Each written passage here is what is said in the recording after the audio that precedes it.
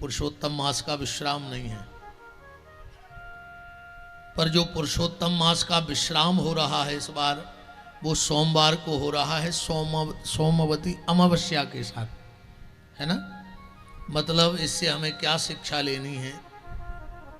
इससे ये शिक्षा मिले कि महीने भर हमने जो तप किया, तपस्या की, दान किया, धर्म किया, पुण्य किया, उससे हमारे मन में सौम्यता आ जाए तो सोमवती अमावस्या का फल है। और अगर मन में कोई परिवर्तन नहीं है तो कोई मतलब नहीं है। फिर यह माह सिर्फ भजन के लिए बना है। तो जितने दिन भी शेष रहे हैं कोशिश करिएगा कि अधिक से अधिक भगवान का नाम जप लें आप लोग। आज की कथा को हम यहां से प्रारंभ करते हैं। 3 शब्द पकड़ के कथा उठाएंगे, बसीहत, नसीहत, और एक शब्द और कोई बता सकता है कि क्या जोड़े हम उसमें? बसीहत और नसीहत तो सब लोग जानते हैं। हर पिता अपने पुत्र को अपनी बसीहत देता है और उसमें नसीहत भी देता है। और अगर बसीहत दे दी और नसीहत ना दी तो विपिन बिहारी का एक शब्द याद रखना कि तुम्हारे कुल खानदान की फजीहत हो जाएगी। अगर तुमने बसीहत अकेली दे दी और अगर नसीहत ना दी तो फिर फजीहत से तुम्हें कोई रोकने वाला नहीं है। बसीहत अपने बच्चों के नाम कर देना कोई दिक्कत नहीं, पर नसीहत अपने हाथ में रखना। नसीहत तुम्हारी हो।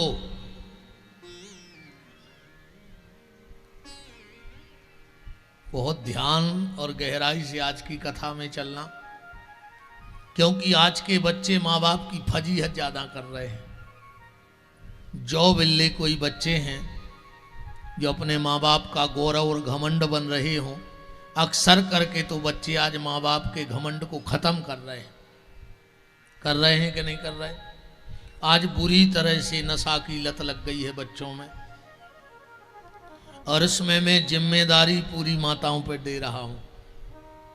पूरी जिम्मेदारी आपकी है, क्योंकि पिता तो बेचारा रोटी कमाने के चक्कर में लगा है। वो जिम्मेदारी आपकी है। आपको इन बच्चों को एक कच्ची मिट्टी तुम्हें दी गई है, इसको तुम्हें ढालना है।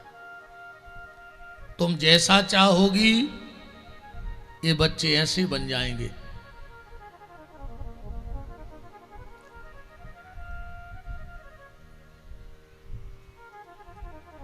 जैसा चाहोगे वैसे बन जाएंगे। तो निवेदन,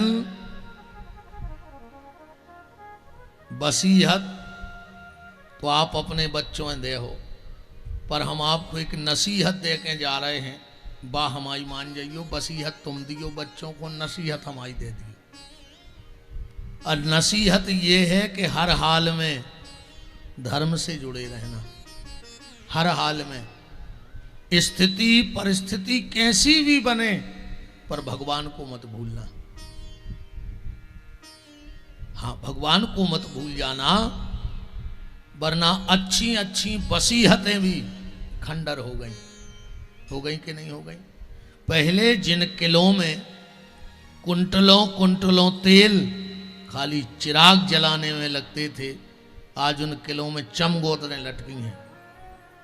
2-2, 5-5 एकड़ में मकान बनते थे पहले। तुमने तो 5000 वर्ग फुट में ही बनाओ हुई है ना।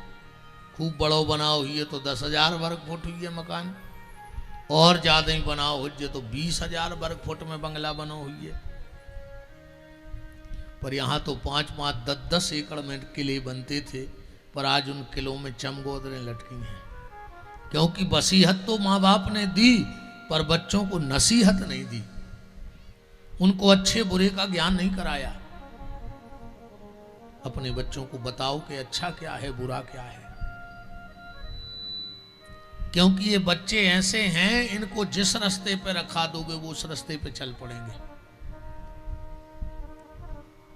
तो धर्म से जोड़ के रखना। कोशिश करो तुम्हारा बच्चा हनुमान चालीसा का पाठ करे घर में। कभी कभी छुट्टी पड़ जाए, अपने बच्चों को सत्संग में ले जाओ, कम से कम उसे पता तो पड़े कि माँ का महत्व क्या है, क्योंकि आज उसको माँ शब्द का महत्व बताया ही नहीं जा रहा है। आजकल तो अंग्रेजी में क्या कहते हैं मम्मा को, वो आके मम्मा है मम्मा। देहाती भाषा तो मम्मा के नहीं है। अच्छा, बाप को कहने लगे डैड। हम ज्यादा पढ़े लिखे तो नहीं हैं, पर गांव में सुनते थे जब कोई मर जाता था, बोले उनकी डेड बॉडी कब तक आ रही। डैड माने मारो। तो आज को बच्चा बाप से कह रहा हो डैड, माने तुम हमारी नजर में मरे ये धरी, जितना हो तो धरी रहो। मम्मी, मम्मी मतलब लाश, पुरानी लाश, यही है ना अंग्रेजी में मम्मी का मतलब बहुत पुरानी लाश। मां शब्द का वो प्रभाव है कि जब बछड़ा गाय के पास जाता है तो कहता है मां मां मां, तो गाय का खून दूध बन के बहने लगता है। ये मां शब्द का प्रभाव है। गाय के शरीर में दूध होता नहीं, पर मां शब्द का प्रभाव है कि खून भी दूध बन के बहने लगता है। अब आजकल कहलवा रहे मम्मी, मम्मी माने पुरानी लाश। अब वो तो का धरो, लाश में का धरो।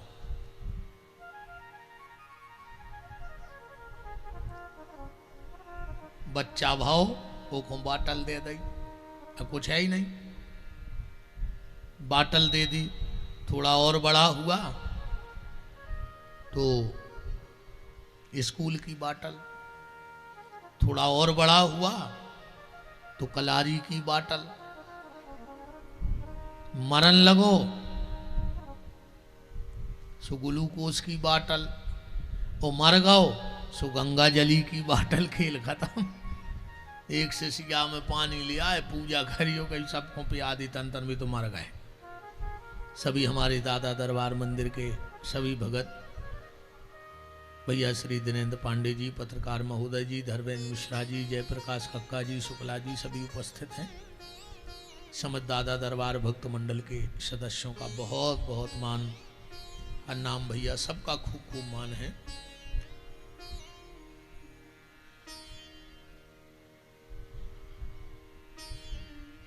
कभी कभी उनको सत्संग में ले जाओ, उनको पता लगे कि रिश्ते क्या होते हैं, क्योंकि आज के बच्चे रिश्ते नाते उनके सब मोबाइल में हैं। पड़ोसी को जानता नहीं है, पड़ोसी से बात करता नहीं है, और 500 किलोमीटर बैठे दूर व्यक्ति को कहता है हैप्पी बर्थडे, जन्मदिन की शुभकामनाएं। बोलो ऐसा ना हो रहा हो। आज बच्चों के मोहल्ले में दोस्त नहीं है, फेसबुक पे भली 5000 फॉलोवर हो गए हो। आधी रात में अगर जरूरत पड़ेगी तो तुम्हारा पड़ोसी काम में आएगा। फेसबुक वाले फॉलोवर नहीं आएंगे, हमारे तो अब लाखों में है, लाखों हैं हमारे तो। पर जहां मैं रहता हूं साथ तो वो देंगे कि लाखों लोग आ जाएंगे 1 मिनट में। इसलिए निवेदन ये है कि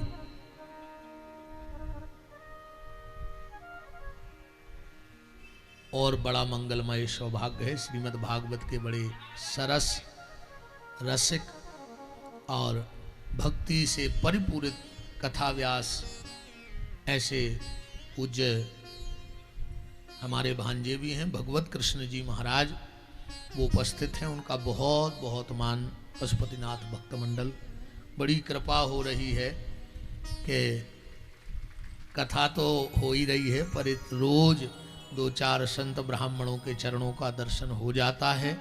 ये मेरे लिए बड़े भाग्य की बात है, ये मेरे लिए बड़ी कृपा की बात है।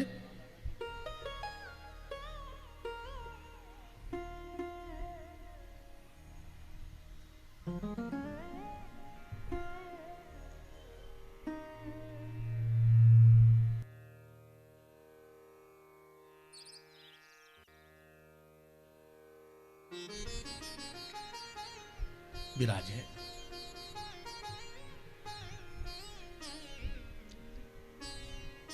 अच्छा, एक बात है, जब कोई विद्वान कथा में आता है तो मेरा मन कहता है ये लोग कथा सुनने नहीं आते हैं, ये कथा सुनने नहीं आते, ये लोग तो इसलिए आते हैं कि घबराओ मत, अगर कहीं चूक जाओगे तो हम बैठे हैं संभालने के लिए, तुम तो बोलते रहो। हाँ, जब भी कोई व्यास आते हैं, कोई संत आते, तो बस हमें यही लगता है कि ये कथा सुनने नहीं आए, बस ये तो इसलिए आए हैं कि तुम तो बोलते रहो, कुछ भी गड़बड़ होगा तो संभालने के लिए हम लोग बैठे हैं। तो बात ये चल रही है, बच्चों को संस्कारवान बनाओ, ये हमारी नसीहत है। संपत्ति के पीछे ज्यादा मत दौड़ो। दुनिया में पैसा कमाना बहुत बड़ी बात नहीं है, पैसा तो उड़ रहा है, तुम्हें जितनी दम हो, मेहनत से पैसा नहीं मिले। 300 रुपया 350 मिला जब दिन भर एक मजदूर गिट्टी फेंकत है, अगर मेहनत से पैसा मिलता तो उसको तो बहुत मिलना था। पैसा तो भाग्य से मिलता है, और ईमानदारी जो है बताओ, हमने का मेहनत करी, अब आके करी कचू मेहनत, ये धरे 2-2.5 हजार रुपया, पैसा तो उड़ रहा है, तुम्हें जितनी दम हो उतना कमा लो। आज के समय में नाम कमाना बहुत बड़ी बात नहीं है। सोशल मीडिया इतनी एक्टिव है कि अगर एक रील वायरल हो गई तो पूरी दुनिया तुम्हें 5 मिनट में जानने लग के तुमको आओ। अच्छा बताओ, नीले ड्रम को जानत तो, और आज को नहीं जाने, बोलो अच्छा बताओ किसको पता नहीं है नीले ड्रम के बारे में? एक रील वायरल हुई थी कि नहीं हुई थी? पैसा कमाना बड़ी बात नहीं है, नाम कमाना बड़ी बात नहीं है। आज के समय में सबसे अगर बड़ी बात है तो अपनी संतान को अच्छे रास्ते पे रखा देना। अगर औलाद अच्छे रास्ते पे चली गई तो तुम इस वार्ड के सबसे धनी आदमी हो, वरना तुमने कितना लूट के धल्ला हुए बेईमानी को। तुम भैया गलत रास्ता पे चले गए तो 2-4 महीना तो पेल सुंगरों घाई पूरी कॉलोनी की नाली में गिरे हैं कि नहीं गिरे हैं। और के बाद का पता कौन देना कहाँ लटके मिल जाए, खाली हो पैसा हो काकर हो। इसलिए ज्यादा संपत्ति के पीछे मत दौड़ो। मेरा निवेदन है आप अपने संतान को संभालने की कोशिश करो, और संतान अगर कहीं संभलेगी तो वो सिर्फ सत्संग के माध्यम से संभलेगी, और दूसरा कोई साधन नहीं है।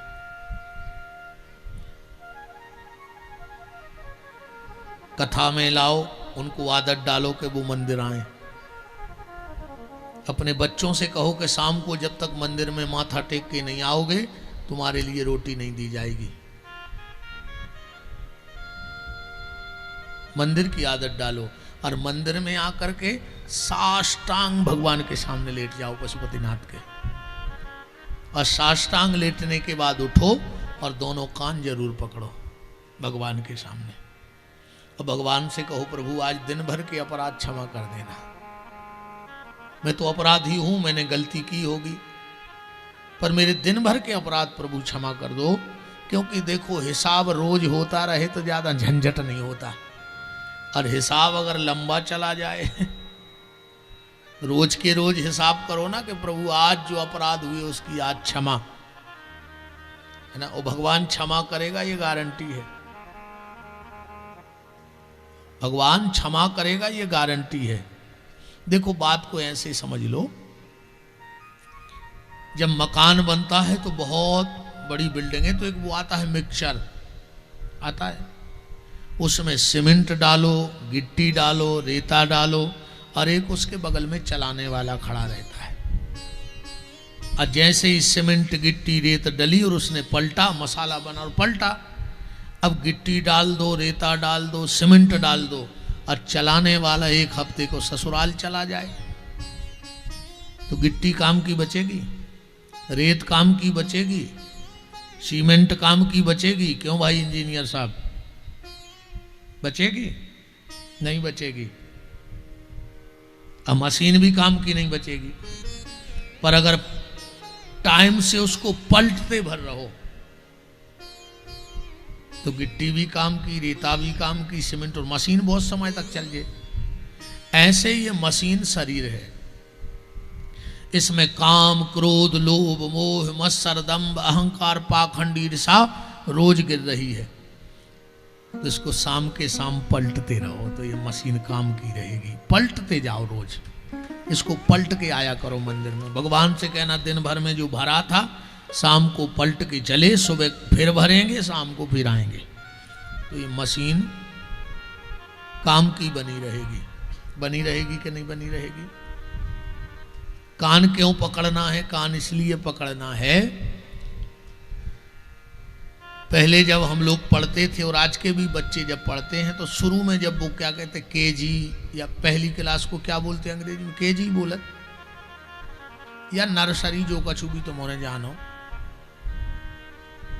तो बच्चा जब तुम्हारा पहली क्लास में जाता है, पहली बार स्कूल, तो क्या तुम उसे पेन कॉपी देते हो?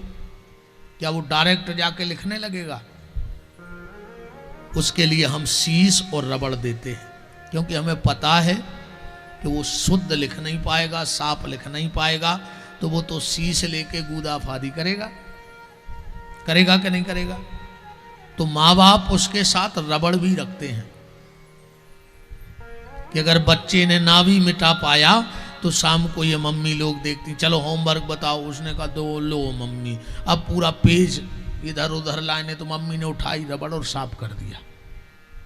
कर दिया। ऐसा होता है कि नहीं होता?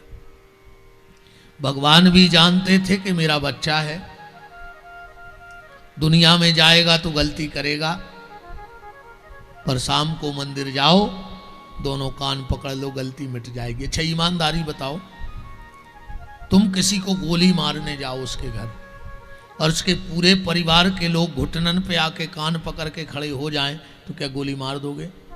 1 मिनट तो हाथ ढीले पड़ेंगे। पढ़ेंगे कि नहीं पढ़ेंगे? अच्छा, अब तो ये परंपराएं बंद। पहले गांव देहात में अगर कुछ विवाद हो जाता था, क्यों भाई पीतम दाऊ, गांव में अगर कोई विवाद हो जाता था तो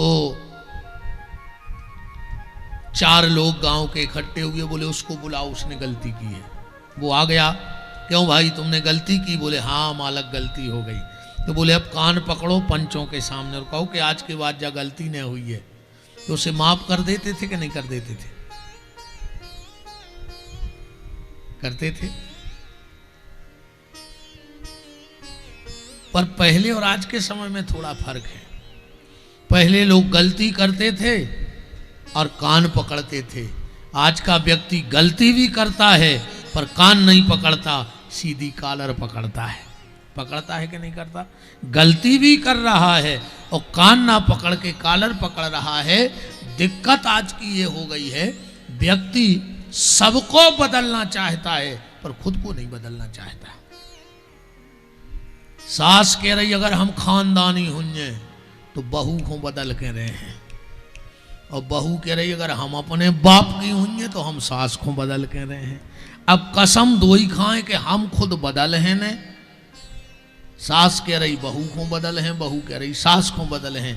पर ये व्यासपीठ कहती है सास को मत बदलो, बहू को मत बदलो, खाली तुम बदल जाओ तो तुम्हारे घर के हालात बदल जाएंगे।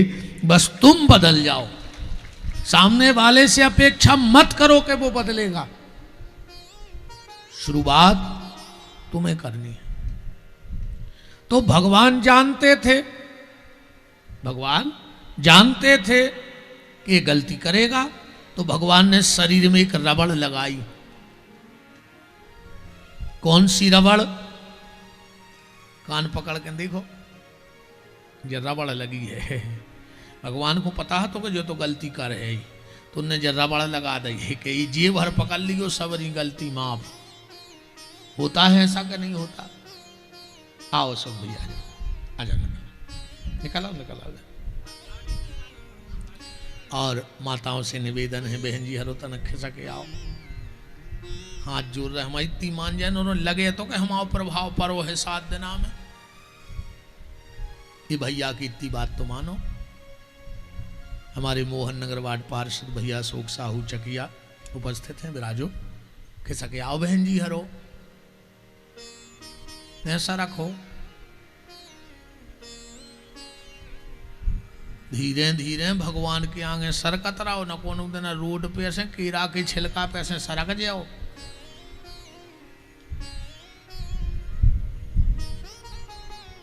अब जो ठिकानो नन्या का उतना ही सरक जाओ। इसे ना है सरक जाओ तो ना अपन देहाती आदमी खिसक जाओ। ये नहीं मान रही हमारी। बगलवारी को कोल है जे कूने सर के। अब जबरदस्ती खिसके हैं कि सजा करेंगे नहीं।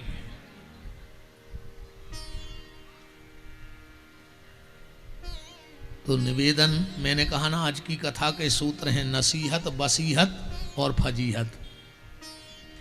तो नसीहत ये है कि मंदिर जाओ। आप लोगों ने देखा होगा शुक्रवार का दिन हो, ईमानदारी बताना, उस सामने वाले की 4 दिन से दुकान न खुली हो। शुक्रवार का दिन है और सामने वाले की 4 दिन से दुकान ना खुली हो और तुम उसके यहां गाड़ी सुधरवाने जाना और उससे कहना कि पैसा डबल ले लो, हमारी गाड़ी खोलो। पर वो कहेगा तुम हम तो हमारा टाइम होगा और नवाज को, अब हम गाड़ी नहीं सुधारेंगे। है ऐसा कि नहीं है? खोल ले वो तुम्हारी गाड़ी, कितना पैसा दे दियो पर वो तुम्हारी गाड़ी ने सुधार, क्योंकि उसका मस्जिद का टाइम हो गया। क्रिश्चियन संडे के संडे चर्च जाते हैं कि नहीं जाते? जैन बंधु सुबह मंदिर जाएंगे। अब अच्छा अपनी बताओ ईमानदारी, अगर रामनवमी ना पड़े तो तुम लोग मंदिर नहीं आओगे, कृष्ण जन्माष्टमी ना पड़े तो तुम मंदिर नहीं आओगे, शिवरात्रि ना पड़े तो तुम मंदिर नहीं आओगे। और कछु कछु पापी तो वही देना नहीं जात। हाँ, कछु खल तो सुधर जात,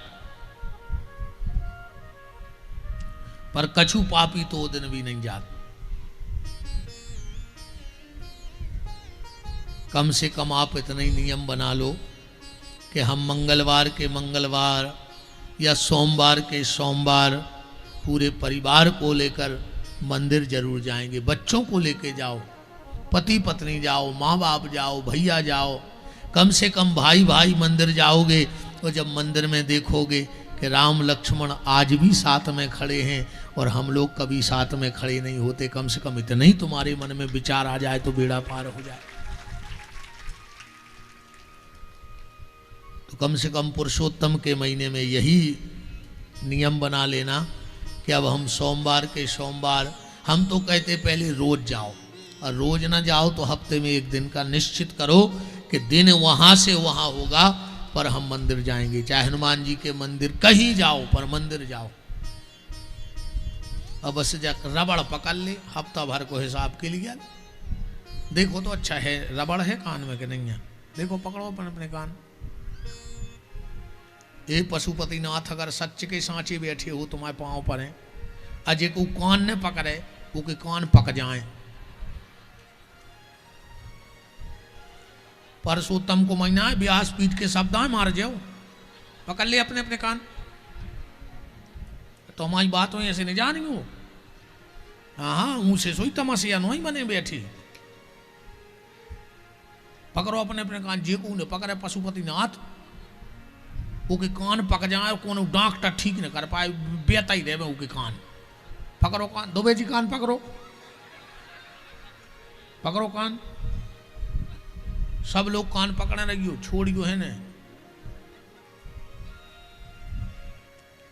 हमारे संगीत वारी तक पकड़े, बिल्कुल न छोड़ियो। अब हमारे संग बोलो, अजय को न बोले। हनुमान जी अगर तुम राम जी के भक्त हो तो के मुंह में छाले हो जाए, जो ने बोले वो मिटाए मिटे ने। अब बोलो हमारे संगे, मैं पशुपतिनाथ भगवान को साक्षी मान करके ये प्रतिज्ञा करता हूं, अगर रोज मंदिर नहीं जा पाया तो हफ्ते में एक दिन भगवान के मंदिर में माथा टेकने जरूर जाऊंगा। अब ने गए सो मार जाओ, परसोत्तम के महीना में प्रतिज्ञा करी, ध्यान राखियो, मर जाओ को बचा व्यवहार होने मिल। हाँ ध्यान राखियो। मंदिर जाएगा।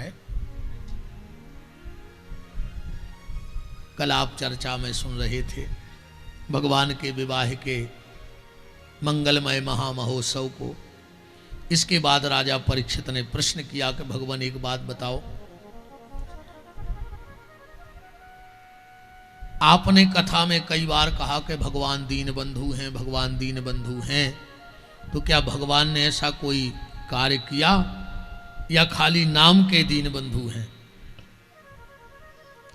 तो ठाकुर जी की दीन बंधुता के लिए प्रमाणित करने के लिए श्री सुखदेव जी को सुदामा जी की कथा कहनी पड़ी। अब आप लोगों ने सुदामा चरित्र सुना है कि सुदामा बहुत गरीब ब्राह्मण था, यही सुना है ना? सुदामा के घर में बहुत विपत्ति थी, यही सुना है ना? सुदामा घर घर मांगने जाता था, यही सुना है ना?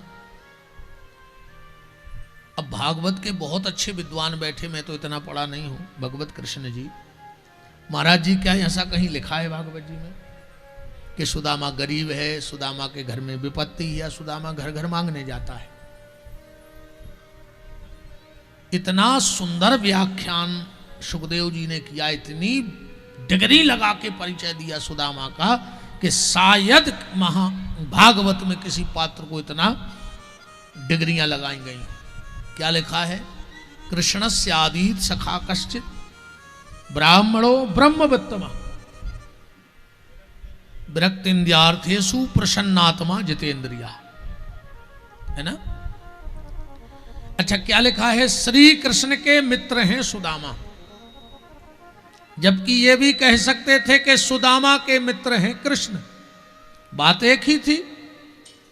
चाहे कृष्ण के मित्र सुदामा कह दो, चाहे सुदामा के मित्र कृष्ण कह दो, भाव एक है पर अर्थ दो हो जाएंगे। उदाहरण मान के चलो, तुम पूरी कॉलोनी में घर घर जाओ और ये कहो कि हमारे देश के माननीय प्रधानमंत्री जी हमारे बहुत खास हैं, रात में रोज हमें फोन आता है। मोहल्ले वाले मानेंगे? मोहल्ले में चर्चा होने लगेगी कि यार इनके घर वालों से कहो कि दिखाए आए, गर्मी ज्यादा पड़ रही है, लगता है ये खिसक गए। बोलो, कहेंगे कि नहीं कहेंगे? और अगर एक बार प्रधानमंत्री जी सागर आकर ये कह दें कि फला व्यक्ति मुझे दुनिया में सबसे खास है, उतना ही तुम्हारी बारी नहीं आ रही, हो जाए कि नहीं हो जाए। पहले तुम कह रहे थे कि खास है, सो आदमी समझ है पागल, और कहूँ बे कह दे में कि हमारे खास आए तो तुम्हारे हो जाए, बारी नहीं आ रही।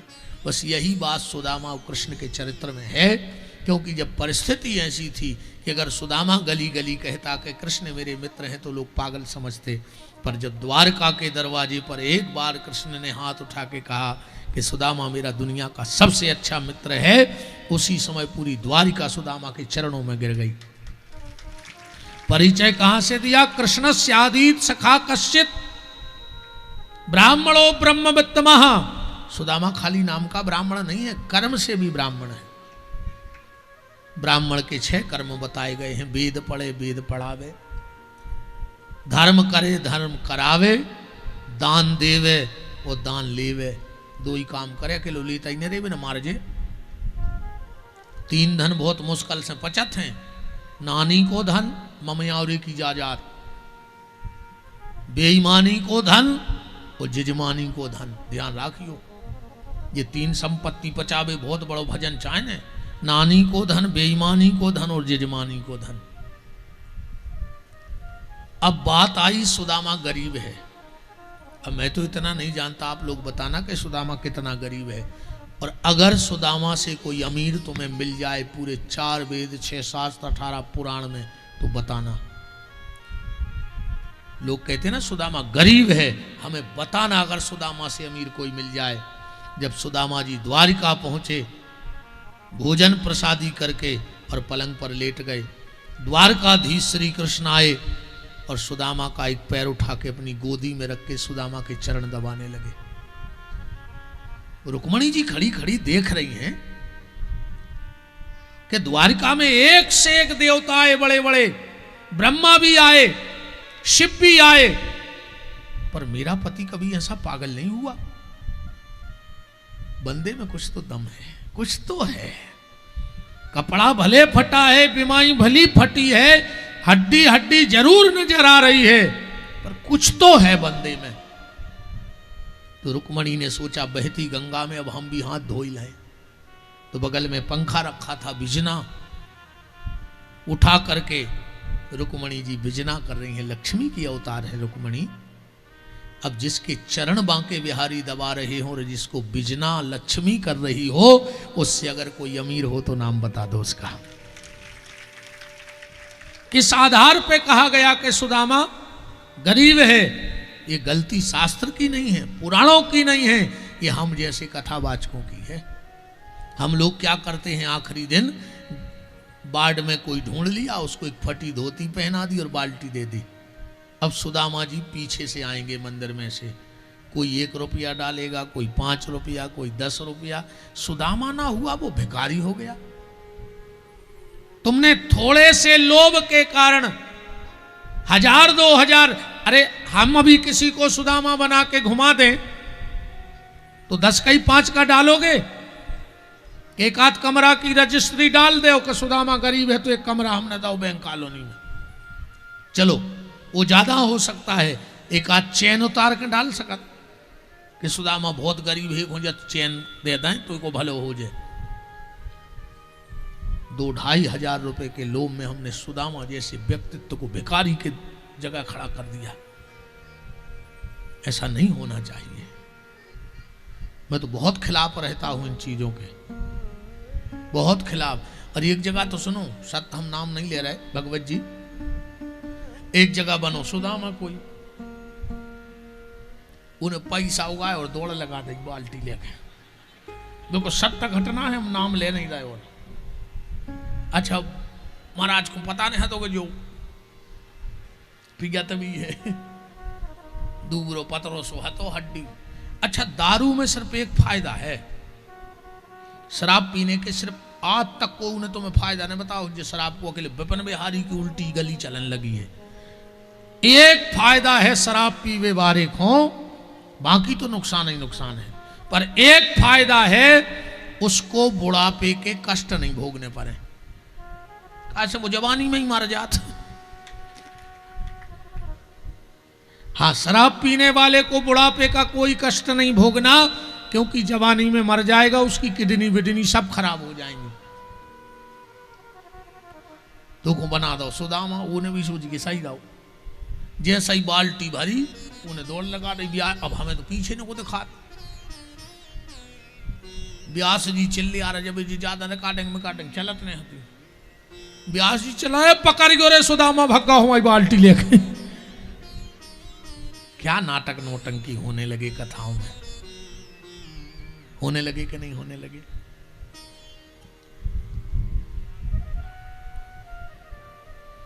अच्छा, अब एक बात और ध्यान से सुन लो। सुदामा के घर में विपत्ति है, ऐसा भी लोग कहते हैं। तो विपत्ति क्या है?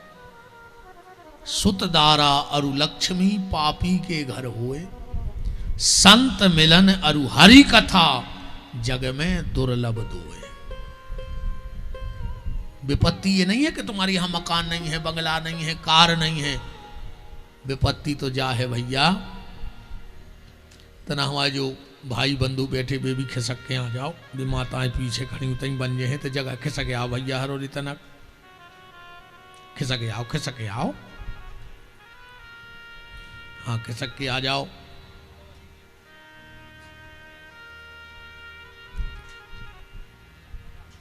तो विपत्ति ये नहीं है कि तुम्हारे यहां बंगला नहीं है, कार नहीं है, गाड़ी नहीं है। विपत्ति तो सुंदर कांड में पढ़ो कि क्या है।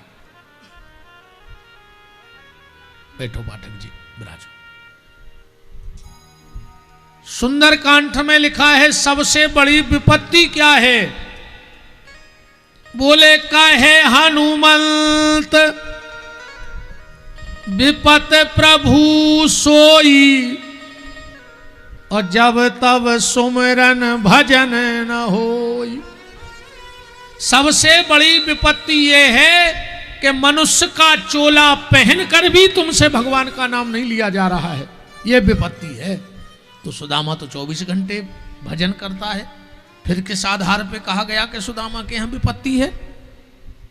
हाँ, एक श्लोक जरूर लिखा है, उस पे लोग टीका टिप्पणी कर सकते हैं, पर कौन करेगा जिसने कभी गुरुजनों के चरणों में बैठ करके सत्संग नहीं किया है।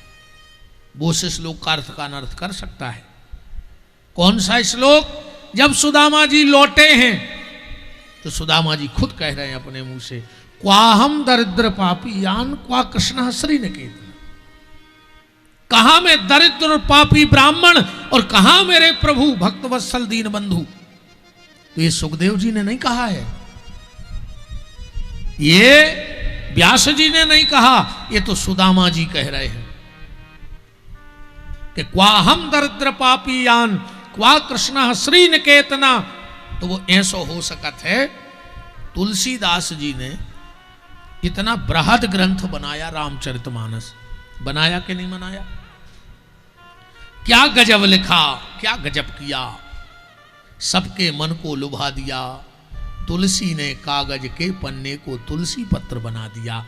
क्या कमाल की लेखनी चली। पर आखिरी में तुलसीदास जी से पूछा गया, आपने ऐसा ग्रंथ समाज को दिया तो आप तो विद्वान हो। तुलसीदास जी बोले, नहीं, तुलसीदास सठता है बच, मैं तो सठ हूं, मूर्ख हूं। अब क्या कोई तुलसीदास जी को मानेगा कि मूर्ख हैं? पर ये उनका बड़कपन है कि सब कुछ होते हुए भी वो बिल्कुल छोटे बन जाते हैं। चलो सूरदास जी, किसी ने सूरदास जी से कहा कि तुम बहुत भजन करते हो। सूरदास जी बोले, किसी ने मेरा बदनाम कर दिया है। बोले क्यों? बोले मैं तो 1 नंबर का नमक हरामी हूं। तो बोले भजन नहीं करते? बोले नहीं। फिर क्या करते? बोले जो काम सुअर करता है मैं करता हूं, वो अपना पेट भरता है मैं अपना पेट भरता हूं। ये बड़ा प्रचलित भजन है सूरदास जी का कि मौसम कौन कुटिल खलकामी, जिन तन दियो ताहि बिसरा दो, ऐसो नमक हरामी। मौसम कौन कुटिल खलकामी, तो भर भर उदर बिसन में भूलो, जैसे सूकर ग्रामी। मौसम कौन कुटिल खलकामी। तो ये भक्त का बड़कपन है कि सब कुछ होते हुए भी अपने आप को दीन बता देना। और कितना दीन बनना है। अभी हम लोग एक कार्यक्रम में थे, महाराज जी और मैं, तो उन्होंने एक बहुत अच्छा दोहा बोला था, राई के बीसों विषय ताते कर पुनि 20, और ताते छोटे हो जाइए फिर मिले हैं जगदीश। इतना छोटा बनना पड़ेगा। चैतन्य महाप्रभु जी कह रहे, तृणादपि सुनीचे नो, तिनके से भी छोटे बनो अगर भगवान से मिलना है तो। और आजकल अगर 2-4 कथाएं रेगुलर हो जाएं तो मानस मारतंड, मानस रसाल, मानस मर्मज्ञ है, 10-12 श्लोक याद हो गए। भागवत, भूषण, मुकुटमणि, बताओ नहीं हो जाए ऐसा? अच्छा एक बात और है, अपने देश में लिखवे पे कोई दिक्कत नहीं है। हमारी गाड़ी पे पता है 3-4 गाड़ियों पे जे नेम प्लेटें लगी। अब हमें पता है कि वो क्या टोल बार और टोल तक नहीं खोला, तो हम आदमी जान रहे जे बोर्ड टंगे। हमारी खुदा इतनी डिग्री हो गई। श्री श्री 108 महंत श्री राष्ट्रीय संत प्रदेश प्रवक्ता गौ पीठाधीश, इतना लंबो नाव। अब 2 श्लोक हमें आते नहीं है भागवत के। अब तुम तो चले जा बाहर, जितनी 4 व्हीलर धरी हुई है, शायद ही 1-8 4 व्हीलर पे कोनो न कोनो अध्यक्ष की पदवी न हुए। कछु न कछु लिखो मिले है, होने कुछ नहीं है। लिख ले जो लिखने, हम खुदा ही लिखे को का कह रहा हूं। वो तो ऐसो आए तन बाहर न करियो मेडिकल के थे, बाहर कम से कम 100 मेडिकल हैं एक लाइन में, है क्या नहीं है? और हर मेडिकल पे लिखो है दवाई मिलने का एकमात्र स्थान। तो बगल वालों का जूता बेच रहा हो, बोलो। हर मेडिकल पे लिखो है दवाई मिलने का एकमात्र स्थान, तो बगल वालों का भट्टा भाजी बेचत वो 100 मेडिकल है और सब लिखे कि दवाई मिलने का एकमात्र स्थान। ऐसे ही ये पद आए, इन पद से कछु नहीं होने। तो जैसे तुलसीदास जी सब कुछ होते हुए अपने आप को सठ कह रहे हैं, सूरदास जी सब कुछ होते हुए अपने आप को कामी, नमक हरामी, सूकर बोल रहे हैं, ऐसे सुदामा भी बहुत ऊंची स्थिति में है पर अपने आप को बहुत छोटा बता रहे हैं। क्वा हम दरिद्र पापी यान क्वा कृष्ण श्री निकेतना।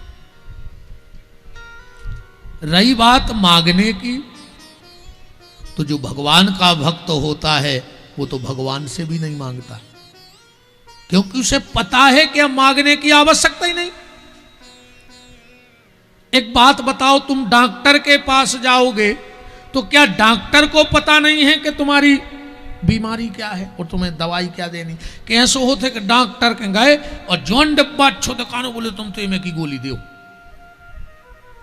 अपने हिसाब से गोली मिलेगी, बीमारी के हिसाब से गोली मिलेगी। भगवान तुम्हारी औकात के हिसाब से देते। अच्छा एक बात बताओ, कल भंडारो है और जे को पूरी परस है तो का एक ही की पातर पे छबला पलट दे, जो भी बर्तन ले जाओ ले आए और ले आए, तुम तो ले भाई, जैसो तुम खाद जाओ ऐसो तुम परसत जाओ।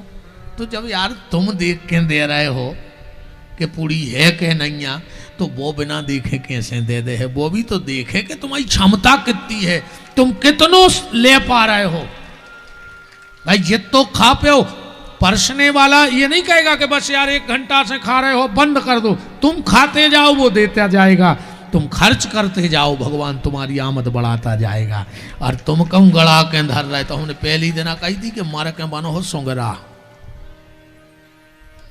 अगर पैसा गड़ा गड़ा धर रहा है तो मार के बनो हो सुंगरा, बिल्कुल गारंट हो ना बनो हो सांप।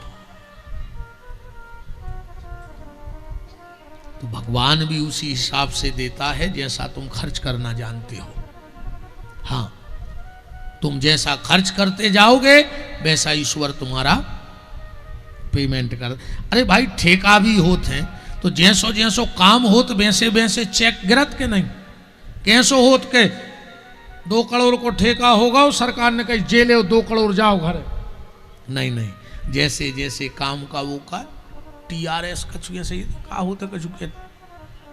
एक तो लोग लगे हम पढ़ नहीं पाए यार ज्यादा सो खबर है कछु होत है, वो होते ऐसे पास होते जब पैसा वो टेंडर नहीं यार है, हाँ वैल्यूएशन सही पकड़े है ना। ऐसे ही जैसे जैसे तुम्हारा काम होता जाएगा भगवान तुम्हारा पेमेंट करता जाएगा, ये बिल्कुल गारंटी है। काम करके तो देखो, अरे यहां कोई मजदूरी नहीं खाता, वो तुम्हारी मजदूरी कहां से खा लेगा, पर मेहनत तो करनी होगी। तो इस श्लोक पे पर जब वो अर्थ करेगा जिसने गुरुजनों के चरणों में बैठ के सत्संग नहीं किया है, तो सुदामा किसी से मांगता नहीं है। क्यों? बिंदु जी का एक बड़ा प्यारा पद है कि प्रभु मैं कभी मांगू तो मांगू, भगवान का भक्त भगवान से कहता है प्रभु मैं इंसान हूं, मेरी बुद्धि में लोभ है, मैं मांगूंगा, पर तुम एक काम करना नाथ, मैं कभी मांगू तो मांगू पर न तुम देना मुझे, इको नहीं बढ़ाना, और तुमने जो दिया मुझे तो आशिक नहीं मजदूर हो जाऊंगा मैं। और प्रभु मैं तुम्हें चाहूं तो चाहूं, तुम न मुझको चाहना, तुमने गर चाहा मुझे तो मशहूर हो जाऊंगा मैं। अगर भगवान की तन्नक कृपा हो जाए तो निश्चित है प्रसिद्धि मिले है, प्रसिद्धि मिले है तो भजन पूजन खत्म हो जाए। और क्या सुंदर बात बिंदु जी ने इस पद में भगवान से कही, प्रभु मैं तुम्हें भूलूं तो भूलूं, पर तुम न मुझको भूलना। तुम जो गर भूले मुझे तो मजबूर हो जाऊंगा मैं भले भूल जाऊं प्रभु आपको, पर आप मुझे मत भूलना। तो ये सुदामा का चरित्र है। कैसा? कृष्णस्यादीत सखा कश्चित ब्राह्मणो ब्रह्म वित्तमः भक्तिन्द्यार्थेषु प्रसन्नात्मा। 24 घंटे प्रसन्न रहता है और